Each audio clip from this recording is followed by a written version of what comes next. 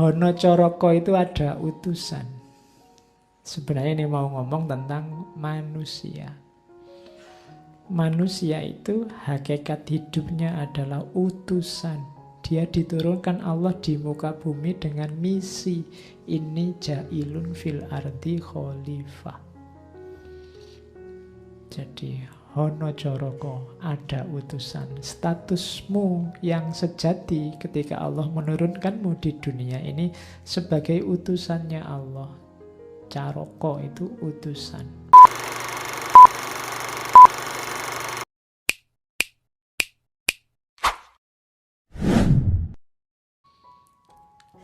Oke, kalau saya meringkas, ini mirip hampir di semua tradisi kajian kebatinan Jawa. Poros kajiannya ada di 3 gagasan utama. Apapun jenis kajiannya. Yang pertama, manunggaling kawula Gusti. Yang kedua, sangkan paraning dumadi. Yang ketiga, memayu hayuning bawono. Manunggaling kawula Gusti ini jangan dipahami agak ruwet, agak jelimet. Ya memang ini sesuatu yang kalau dijelaskan secara eksak agak susah. Di kitab-kitab itu biasanya pakai bahasa simbolik, termasuk kalau dalam tradisi tasawuf falsafi, Ibnu Arabi, Jalaluddin Rumi, Syekh Siti Jenar, itu kan pakai kalimat-kalimat yang agak panjang. Tapi sebenarnya sederhana. Dipahami sederhananya apa sih manunggaling kawula Gusti itu? Manunggaling kawula Gusti itu ketika hamba bertemu Tuhan, egonya seorang hamba singkirkanlah, sehingga yang ada hanya kehendak Tuhan. Itu saja. Jadi kehendakmu tepislah, sisakan kehendaknya Tuhan. Ketika kamu sudah tidak ada, manusia itu kan kuncinya dia eksis ada itu kan di keinginan-keinginan kehendak yang ingin dia wujudkan. Tapi singkirkan itu, ganti semua dengan yang diinginkan oleh Allah. Di saat itulah terjadi namanya manunggaling kawula Gusti. Ini tafsiran model agama, namanya mode kesalehan. Jadi dalam hidupmu itu kan kamu punya banyak keinginan. Usahakan keinginanmu adalah keinginannya Allah. Atau kalau tidak cocok apa yang kamu inginkan dengan yang diinginkan oleh Allah, singkirkan keinginanmu, biarkan yang berjalan keinginannya Allah. Itulah manunggaling kawula Gusti. Berarti kamu sudah menyatu. Itu kalau bahasa sufi, kalau kamu berjalan, Allah yang jadi kakinya. Kalau kamu bertindak, Allah yang jadi tangannya. Kalau kamu ngomong, Allah yang jadi mulutmu. Itu namanya manunggaling kawula Gusti. Tidak harus dipahami senjelimet wahdatul wujud, hulul atau itihad. Tapi sederhananya ini. Lenyapnya diri itu apa sih? Dirimu itu kan kuncinya di hasrat-hasrat, keinginan, cita-cita duniawimu. Apa tidak boleh Pak berkeinginan? Boleh. Tapi keinginanmu usahakan selaras dengan keinginannya Allah. Atau kalau tidak selaras, gantilah keinginanmu itu dengan keinginannya Allah. Itulah manunggal berarti. Kenapa disebut manunggal? Karena yang tersisa dan yang terutama hanya tinggal Allah saja. Jadi tidak terlalu jelimet. Oke. Jadi tinggal kamu raba saja. Loh Pak, saya tahu dari mana keinginannya Allah? Ya banyak jalannya. Bisa lewat yang formal. Formal itu dari nas, Al-Quran, sunnah, tanya para ulama. Bisa lewat jalur usaha pribadi pembersihan diri. Kalau dalam bahasa tasawuf, tazkiyatun nafas. Kalau jiwamu jernih, kamu akan bisa menangkap kejernihan apa maunya Allah. Sebenarnya dalam dirimu itu ada fitrah-fitrah kebenaran, fitrah-fitrah kebaikan yang selama ini tidak kelihatan karena tertutup oleh ambisi, keinginan, hawa nafsumu. Jernihkan itu dan kamu akan tahu mana yang baik, mana yang buruk. Sebenarnya kalau saya ngomong tahu itu kalian sudah tahu. Wong kalian sudah belajar sejak kecil. Hanya saja mungkin belum sadar. Ada jarak antara tahu dan sadar. Banyak orang pinter tapi masih nakal, masih rusak hidupnya. Itu berarti pengetahuannya tidak mengefek ke kehidupannya. Berarti belum sadar. Kalau kamu sadar, kamu akan tahu, oh ini selaras dengan keinginannya Allah atau tidak. Nah, itu jalur usaha pribadi.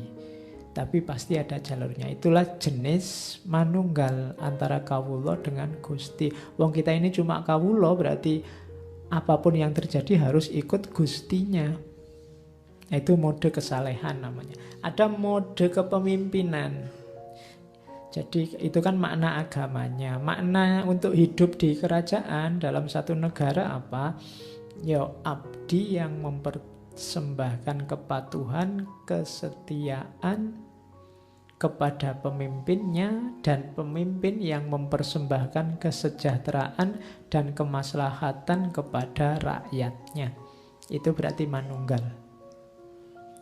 Jadi rakyatnya mau dipimpin dan patuh, pemimpinnya mau menyejahterakan dan berusaha memakmurkan rakyatnya. Jadi dari bawah ke atas, dari atas ke bawah klop. Ini manunggal antara kawula dan Gusti.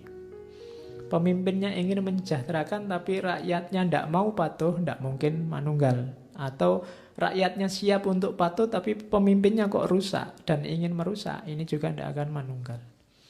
Manunggal itu dari atas berkehendak baik, dari bawah berkehendak baik.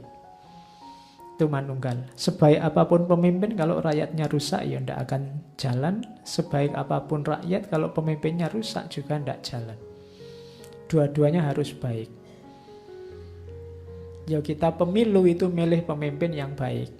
Tapi selain itu kamu harus jadi rakyat yang baik. Karena tidak ada pemilihan rakyat. Ya, kalau ada pemilihan rakyat, rakyat yang tidak baik disingkirkan dari negara, itu mungkin lebih gampang. Itu kan tidak ada, berarti ya kamu semua harus berusaha jadi rakyat yang baik. Kan sering saya cerita ilustrasi ceritanya Nabi Isa itu kan. Nabi Isa yang dikomplain oleh sahabat-sahabatnya. Jadi satu ketika ada yang komplain pada Nabi Isa, Nabi Isa, zaman sampean ini kok rakyat ini kacau ya, rusak ya. Beda loh dulu zamannya Nabi Yahya. Nabi Yahya ini kalau versinya orang Kristen yang membaptis Nabi Isa, yang ngajari Nabi Isa. Katanya Nabi Isa, kenapa kok zaman Nabi Yahya dulu hidup tertib, nyaman, sedangkan zaman saya ini hidupnya kacau. Zaman Nabi Isa dulu rakyatnya kayak saya. Ya, sementara zaman sekarang rakyatnya kayak kalian. Makanya sekarang rusak. Oke, itu dawuhnya Nabi Isa. Jadi berapa? Ya, rakyat yang baik juga penting. Selain pemimpin yang baik. Diskusi kita selama ini hanya tentang pemimpin yang baik. Kita jarang berpikir rakyat yang baik. Dalam agama juga begitu. Kita kan selama ini sibuk nyari ulama yang qualified, ulama yang baik. Kita jarang membahas awam yang baik. Iya, kamu harus belajar ilmunya menjadi orang awam dalam agama, tapi awam yang baik. Kapan-kapan ya kita bedah kitabnya Ghazali. Ghazali itu pernah nulis kitab judulnya Iljamul Awam an Ilmil Kalam. Iljamul Awam itu mengendalikan orang awam an ilmil kalam, dari ilmu kalam. Ini orang awam ini tidak usah ikut-ikutan debat ilmu kalam, debat agama, ngerusak malahan. Makanya nama iya. Makanya namanya iljam. Iljam itu kendali. Kayak kuda itu harus dikendalikan dia. Nggak ngerti, nggak usah ikut debat dalam agama. Nanti malah ngerusak agama. Nah, maka kalian juga kalau sadar saya ini dalam agama awam kok Pak, ya belajar jadi awam yang baik. Ada caranya. Gitu loh. Oke, ya kapan-kapan ya. Karena kita iya, pokoknya janji terus. Kan kapan-kapan itu janji yang enak. Jadi besok-besok lah gitu. Minggu depan ya, tapi kan kok belum Pak, minggu depan. Belum lagi, kan janji saya minggu depan. Oke, jadi itu gaya pertama dalam tradisi ajaran batin Jawa. Yang kedua biasanya tentang sangkan paraning dumadi. Sangkan itu asal-usul, paran itu tujuan. Jadi kita hidup ini dari mana dan mau kemana, itu sangkan paraning dumadi. Kalau rumus ringkasnya dalam istilah Islam itu kita ini innalillahi wa inna ilaihi roji'un. Kita berasal dari Allah dan nanti akan kembali lagi ke Allah, itu pasti. Maka usahakan jalan hidupmu adalah jalan yang pasti nanti kembali ketemu Allah lagi. Kalau tidak berarti kamu sedang salah jalan.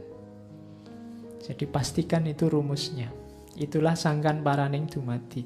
Dunia ini kalau bahasa Jawa alam madya, ini sifatnya hanya sekedar mampir. Kalau jalan tol itu cuma rest area, hanya sebentar. Kamu kan jangan menganggap dirimu akan tinggal selamanya di situ. Kalau kamu di rest area kok tidak pulang-pulang, diusir sama yang punya rest area. Perjalananmu yang sejati tidak di situ. Jadi kita ini dari alam purwa, sekarang di alam madya, nanti menuju alam wusono. Hidup di masa depan. Itu namanya sangkan paraning dumadi. Sadari benar ini.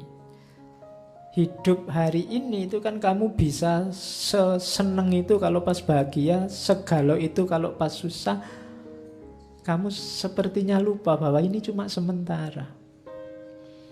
Sama kayak waktu kita ngomong Sultan Akbar kemarin loh, seneng atau susah ini akan berlalu. Wong ini cuma sementara. Jadi itu sangkan paraning dumadi. Inilah yang nanti akan bisa mengontrol perilaku kita selama kita hidup di dunia. Kesadaran bahwa kita ini innalillahi wa inna ilaihi roji'un. Gagal kuliah tidak masalah, pada saatnya juga semua orang akan kembali ke Allah. Jadi kuliah itu sebenarnya ya hanya mampir sementara. Ya, itu kan cuma mampir. Gagal kuliah kan bukan berarti hidupmu gagal. Gagal tidak dapat pasangan juga kan tidak apa-apa. Walah hidup ini sementara aja. Besok saya minta bidadari yang banyak di sana misalnya. Kan enak kamu. Jadi kalau galau tidak usah terlalu galau, senang juga tidak usah terlalu senang. Nyalon kok tidak jadi ya tidak apa-apa. Wong hidup ini sementara. Kalau jadi ya tidak apa-apa juga. Antara yang gagal dan yang sukses dua-duanya ujian. Yang satu diuji dengan kesuksesan, yang satu diuji dengan kegagalan. Baik kamu gagal atau sukses, responmu harus tetap ada di jalur ilaihi roji'un. Jangan merespon kegagalan dan merespon kesuksesan dengan cara menyimpang dari jalan menuju Allah. Itu ajaran utama dari sangkan paraning dumadi. Yang ketiga, memayu hayuning bawono. Memayu hayuning bawono. Memayu itu mempercantik, hayuning bawono itu kecantikan dunia. Dunia ini sudah indah. Kadang-kadang kita malah merusaknya. Seharusnya tidak begitu. Seharusnya kita mempercantik keindahan dunia dengan apa? Dengan perilaku kita. Dengan kebaikan-kebaikan yang kita lakukan. Dengan kita menahan ambisi nafsu kita untuk menjajah dan merusak dunia. Itu namanya memayu hayuning bawono. Mengelola hawa nafsu dan menjalankan kebaikan. Kalau hidup kita sudah begitu, berarti kita menyumbangkan kecantikan dalam dunia yang sudah cantik ini. Tanpa ada dirimu, dunia ini sudah cantik. Tambahilah kecantikannya dengan perilakumu lahir dan batin. Itulah memayu hayuning bawono. Dan ini tugas setiap orang bukan cuma tugasnya raja. Setiap orang dalam ranahnya masing-masing.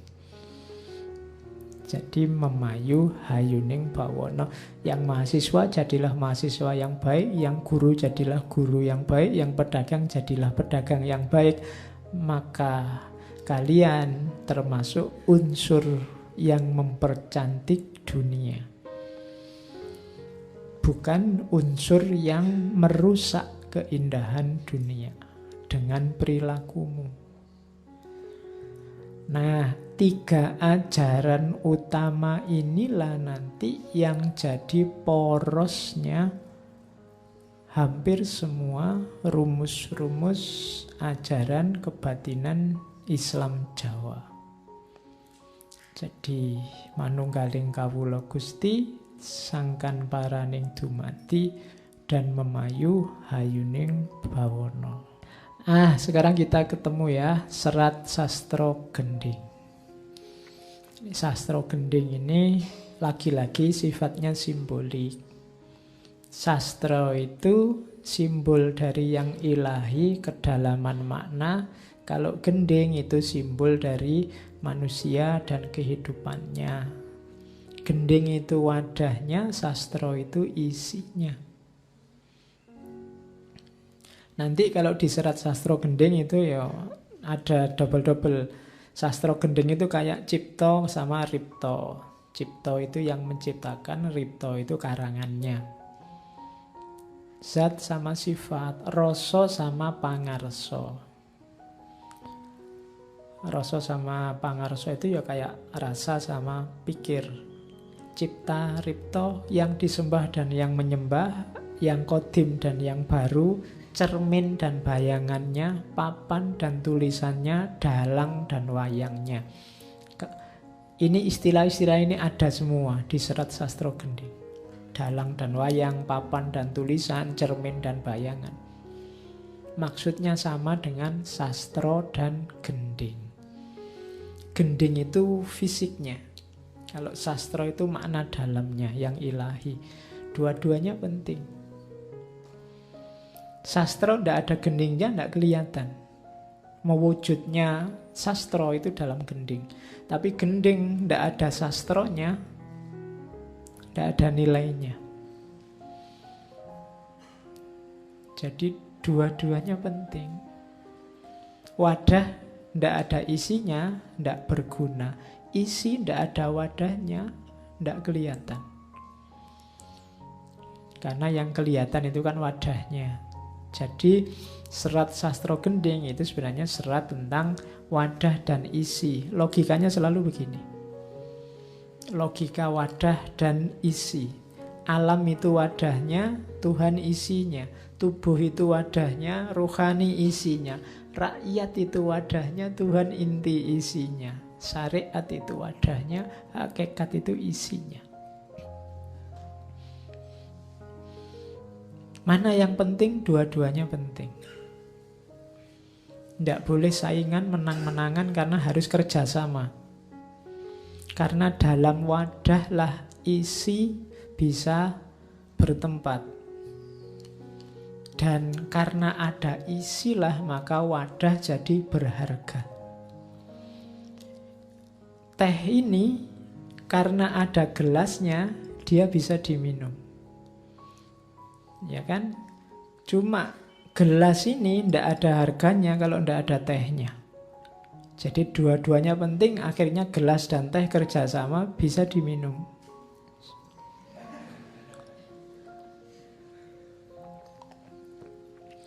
Jadi logika lahir dan batin, syariat dan hakikat itu semacam ini. Kalau di Sultan Agung terus pakai simbol sastro dan gending. Makanya di Jawa itu kalau ada lagu, kalau ada syair kok maknanya dalam, itu biasanya orang pakai istilah wah sastranya dalam sekali. Sastranya dalam itu bukan kok kalimatnya indah apa wah ini dibaca deklamasinya enak, ndak itu. Sastranya dalam itu berarti apa? Ada makna dalam yang luar biasa yang ndak sekedar dari kalimat itu keluarnya. Ketika orang baca kalimat itu, ada kedalaman makna yang bisa diraih. Itu biasanya disebut sastranya dalam. Jadi sastro gending itu sama dengan sastronya batin, gendingnya lahir. Hidup ini perlu kombinasi dua hal itu. Ya sastro, ya gending. Gending harus indah karena dia mewakili makna batin yang indah. Oke. Nah, gimana cara mengelola sastro dan gending, menguasai sastro sekaligus gending? Yang pertama, kuasai alat dan kuasai adab. Itu di kalimat-kalimat pertama, katanya Sultan Agung, yakti tan ingken darah, ten tan wignyo tembang kawi, dan seterusnya. Biar cepat ya, kalian baca sendiri bahasa Jawanya. Maksudnya apa? Tidak akan diakui famili, tidak akan diakui keluarga bila tidak menguasai tembang kawi. Karena padanya termuat rahasia sastra dan keterampilan ilmu tulis.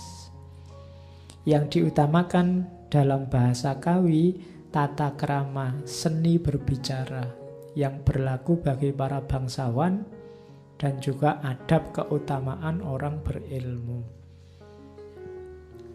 Jadi, tidak akan saya akui keluarga yang tidak mampu berbahasa kawi. Karena sumber-sumber keutamaan itu ada dalam bahasa kawi. Kalau tidak bisa bahasa kawi, berarti dia tidak bisa mengakses khazanah-khazanah penting, sastra-sastra yang berguna. Maka katanya Sultan Agung, keluargaku semua harus ngerti bahasa kawi. Trah Mataram harus ngerti. Kalau dulu bahasa kawi, maksudnya apa? Ngerti alatnya untuk menggali itu. Kalau bahasa kawi tidak bisa. Mungkin kalau kalian muslim sekarang harus ngerti bahasa Arab, harus ngerti bahasa Inggris, antara lain, bisa begitu maknanya. Jadi ngerti alat. Setelah alat baru adab.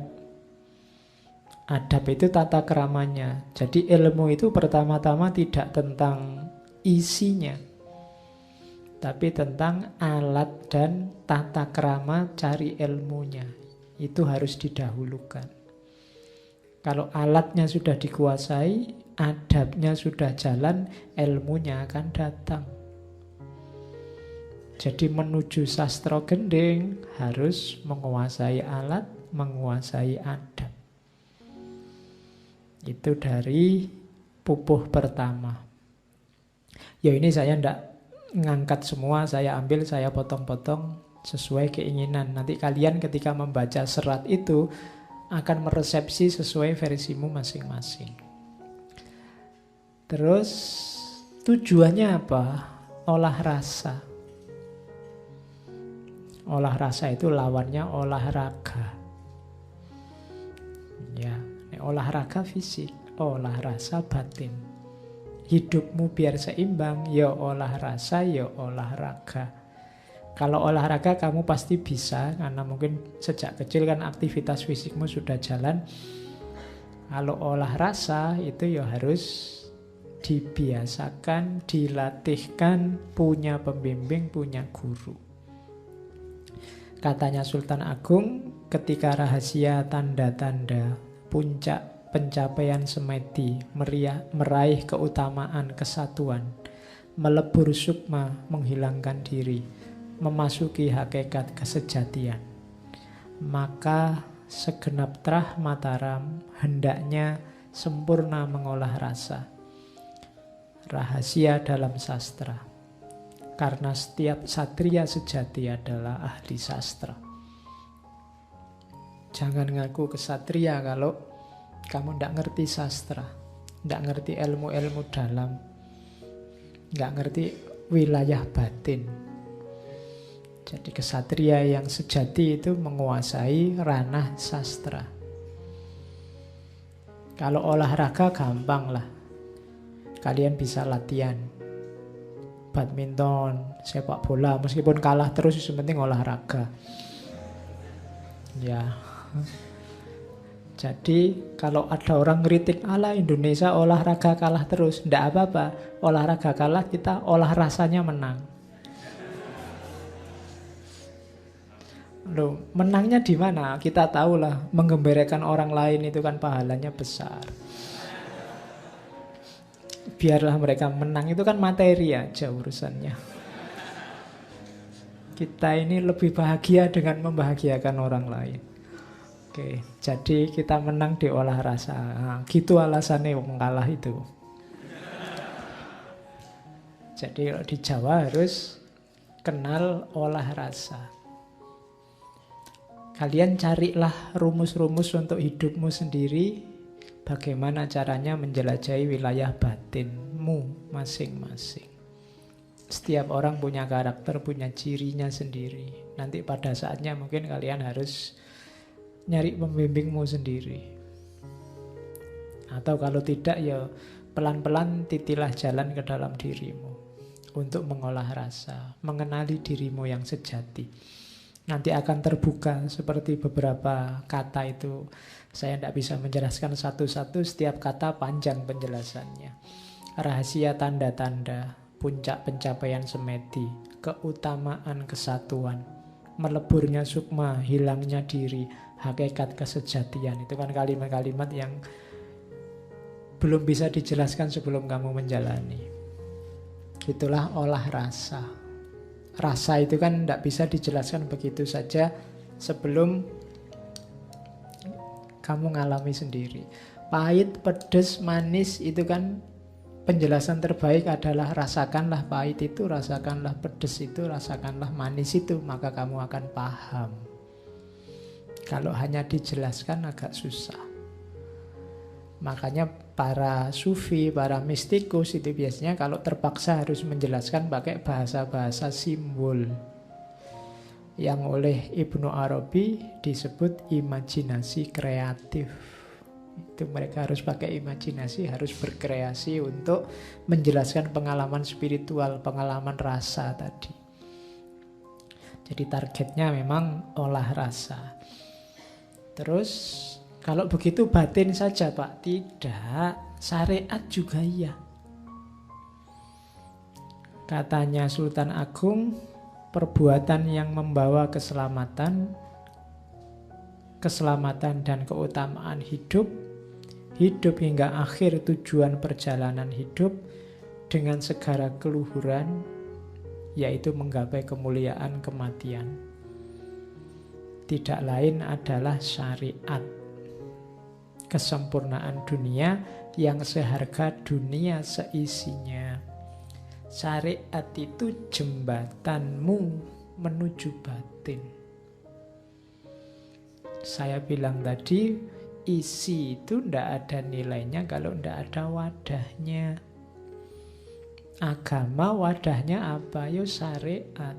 Batinmu wadahnya apa? Yo yang lahir. Jadi syariat itu seharga dunia seisinya. Kenapa? Karena dia wadahnya, hakikat wadahnya, hal yang paling penting. Jadi dialah kesempurnaannya dunia. Harus ada syariatnya, tidak boleh ninggal syariat. Makanya itu mulo ngelmi molet praktap patraping sarengat.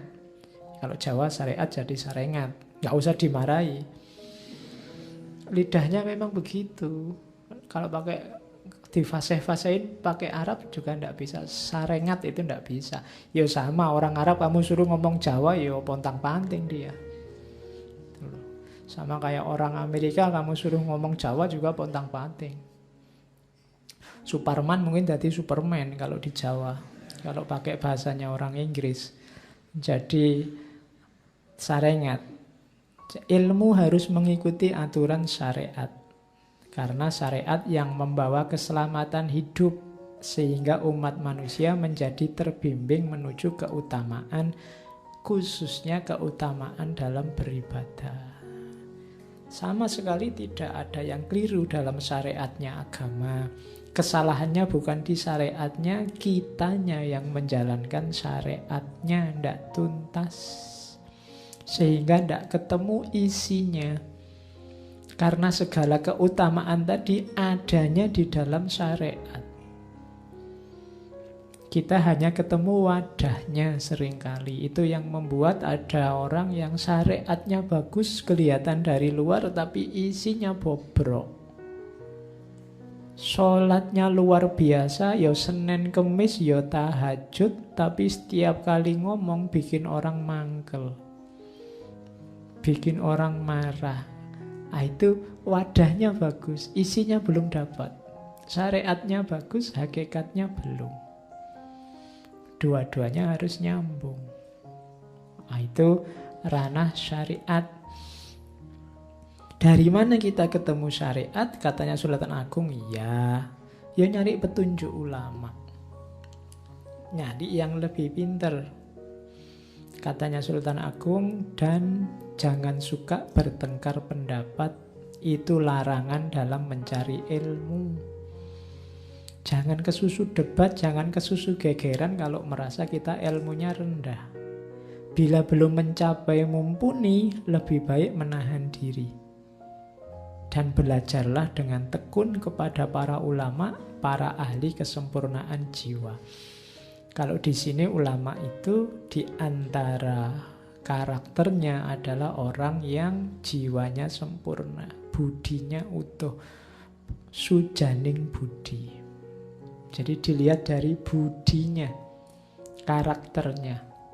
Tidak sekedar bisa ceramah enak atau bisa ngomong berjam-jam atau bisa jawab ditanya apa saja, tapi cirinya adalah budinya yang bagus. Bahkan katanya Sultan Agung, meskipun telah mengerti, tidak ada celanya meminta fatwa para ulama, malah akan lebih utama. Bila telah rujuk pendapat orang lain, 3 atau 4 orang alim. Jadi meskipun kamu merasa saya sudah ngerti Pak, itu bidang saya, ndak ada salahnya kamu tanya ke ulama yang lain, ke ustadz yang lain. Semakin luas wawasanmu semakin bagus. Seperti yang sering saya bilang, semakin tambah ilmumu, semakin besar wadahmu. Itu gunanya petunjuk para ulama. Jadi syariat jalannya dari mana? Tanya ulama yang budinya baik, bahkan sebanyak mungkin yang bisa kamu jangkau. Selanjutnya apa? Jangan pertengkarkan syariat melawan hakikat. Hasrat memainkan gending seperti sebuah pertarungan. Para ahli gending bertengkar dengan ahli sastra, saling mengunggulkan diri. Itu bertanda mereka masih bodoh, merasa takut ternistakan. Yang ahli batin mencela yang syariat, yang lahir mencela yang batin. Yang lahir mencela yang batin dianggap sesat, yang batin mencela yang lahir dianggap dangkal. Maka dua-duanya sedang rusak, sedang salah. Kenapa? Itu menunjukkan mereka masih belum pintar, mereka masih bodoh, masih takut ternistakan. Sesungguhnya manusia hidup itu apa yang dilakukan, itulah yang akan memuliakan derajatnya. Bertarung tadi, berdebat tadi, selalu berlagak sombong, pamer kemuliaan dan keahlian, pada akhirnya jatuhnya hanya kehilangan dua-duanya. Kalau kamu hanya pamer kemuliaan dirimu dan keahlianmu, kepinteranmu berpikir, kepinteranmu ngomong, maka dua-duanya akan hilang. Kemuliaanmu hilang, keahlianmu juga akan hilang. Itu nasihatnya Sultan Agung. Tidak masalah kamu ahli syariat atau mungkin yang lain ahli hakikat, tapi jangan saling debat, saling bertarung, saling mencari keunggulan diri dan kelemahan yang lain. Kalau masih melakukan itu, dua-duanya masih bodoh. Dua-duanya masih pamer kemuliaan dan keahliannya. Pada akhirnya apa? Kemuliaannya hilang, keahliannya juga akan hilang. Nah, itu wanti-wantinya Sultan Agung. Hati-hati, saya tidak tahu kalian ada di ranah syariat apa hakikat, tapi penyakit yang merusak sama sombong, merasa lebih benar dari yang lain dan menyalahkan yang lain, memamerkan keahliannya. Pada akhirnya kalau kalian melakukan itu, kemuliaanmu hilang, keahlianmu juga hilang. Tidak ada orang jadi mulia setelah dia pamer. Yang ada orang jadi muak. Karena pamer itu ya menonjolkan kepinterannya sendiri. Seolah-olah tidak ada orang benar, tidak ada orang pinter selain dirinya. Maka hati-hati jangan masuk ke sana. Kalau kamu memaksa juga masuk ke sana, maka gendingmu akan rusak. Gending rusak itu kenapa? Karena sastranya hilang. Maka gending apabila rusak, rusak pula peribadatanmu pada Tuhan. Batal kekhidmatan sholatmu, sembayangmu. Tanpa guna melakukan gending. Padahal tembang gending itu melalui irama yang agung memuji asma zat. Irama dari kedalaman rahasia mengendap dalam sukma. Jadi kalau gendingmu rusak, kehilangan sastranya, kehilangan isinya, kehilangan hakikatnya, kamu hanya dapat capeknya. Kalau kamu puasa hanya dapat laparnya. Kamu tahajud hanya dapat ngantuknya. Kenapa? Isinya hilang. Tidak ada hakikatnya. Atau karena kamu sombong tadi, maka dia gending jadi rusak. Lagu itu kalau rusak kan ya tidak enak didengar. Tidak ada gunanya. Lagu kok fales. Itu lagu ingin pengantar tidur, malah kamu tidak jadi tidur. Wong lagunya fales. Gending kan begitu. Harusnya menenteramkan jiwa, malah tidak jadi, malah menggelisahkan jiwa. Kenapa gendingnya rusak? Kenapa kok gending rusak? Kehilangan isi. Hanya bungkus atau karena gegeran tadi antara wadah sama isinya. Itulah cirinya gending yang rusak. Oke. Itulah misi dari serat Sastro Gending. Terakhir nanti di Sastro Gending ada filosofinya Honocoroko. Saya bawa sedikit ke sini. Ini juga sebenarnya salah satu dari narasi-narasi kebatinan Jawa. Honocoroko doto sawala padha jayanya maga botonga. Ini saya tidak tahu yang pernah sekolah ini kan huruf yang paling bikin stres. Karena kalian harus hafalan terus macam-macam itu. Tapi di balik setiap huruf sebenarnya itu ada makna-makna kebatinan yang luar biasa. Kapan-kapan ya, kapan-kapan lagi. Oke. Honocoroko itu ada utusan. Sebenarnya ini mau ngomong tentang manusia. Manusia itu hakikat hidupnya adalah utusan. Dia diturunkan Allah di muka bumi dengan misi. Ini ja'ilun fil ardi khalifah. Jadi Honocoroko, ada utusan. Statusmu yang sejati ketika Allah menurunkanmu di dunia ini sebagai utusannya Allah. Caroko itu utusan. Doto sawala, datan swala. Sawala itu berselisih, bertentangan. Utusan ini harus punya karakter pasrah. Pasrah itu kalau dalam bahasa agama Islam. Datan tidak membantah, tidak menentang. Datan sawala, doto sawala itu berarti tidak ada konflik, tidak ada penentangan antara hamba dengan Tuhan. Yang jasmani dan rohani nyambung. Berarti kamu apa? Cirinya orang pasrah. Jadi manusia itu utusan, dan untuk sukses menjalankan misinya dia harus pasrah. Doto sawala, tidak bantah, tidak menyangkal, siap menjalankan tugas. Kalau itu yang terjadi, kamu berislam secara benar, pasrah pada kehendaknya Allah, maka akan podo joyonyo. Maka akan sama-sama kuat, sama-sama sukses, sama-sama jaya. Sama-sama itu siapa? Tuhan dan hamba. Itu yang logika wahdatul wujud tadi, jadi satu sekarang, kehendak Tuhan ya kehendak hamba, keberhasilan Tuhan keberhasilan hamba. Podo joyonya, sama-sama jayanya. Bentuknya apa untuk menuju podo joyonya? Bentuk kegiatannya. Tadi kan disuruh pasrah. Aktivitas utamanya apa sih? Mogo botong. Mogo itu salah. Menempuh jalan. Kalau kita kenalnya margo, botong itu nanti jadi badang. Mogo botong itu menempuh jalan kematian. Kita masih hidup tapi menempuh jalan kematian. Kalau bahasanya saya Siti Jenar dulu, mati sak jeroning urip. Menempuh jalan kematian itu ilaihi roji'un. Seperti saya jelaskan tadi, sangkan paraning dumadi. Jadi ada utusan, kita ini manusia adalah utusan. Doto Sowolo, tugas kita harus patuh dan pasrah, berislam pada Allah.